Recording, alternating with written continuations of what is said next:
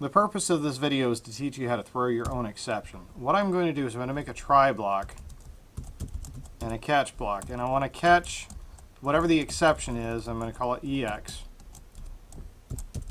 And inside of here, what I'm going to do, this is a console-based application, so I want to write out to the console that there was an error. So I'm going to say console.writeLine.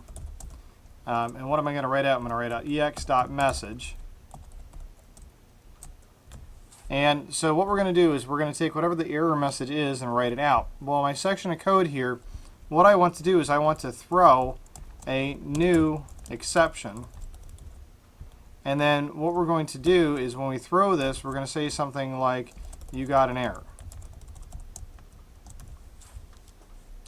Okay, so now what it's going to do is it'll let me, and I'm missing a set of parentheses, we're going to throw this new exception, which means it should jump down to exception here and display you got an error as soon as I run it. Oh, actually I need to do my console.read at the end so that we can see it. Alright, so let's go ahead and run it. You got an error.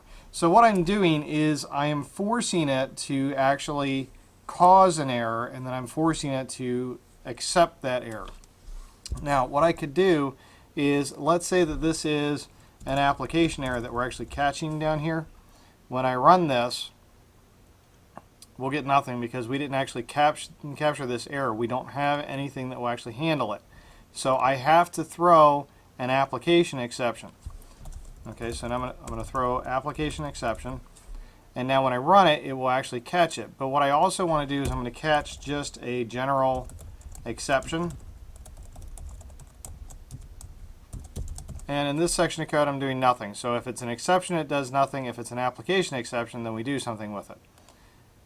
All right, so you got an error. Now I got that because I threw an application exception. But if I just simply throw an exception, we get nothing. So if I want to throw my own error message, if I want to throw my own exception, I have to specify what kind of exception it is, and I have to catch it. And then if I catch it, I have to do something with it. I have to handle it. So if I throw just a regular exception here and I don't have anything for exception down here, then it will do nothing. So what we're sending here is we're sending the error message and we're replacing it, whatever EX was, we're replacing it with this message and then displaying that out onto the screen.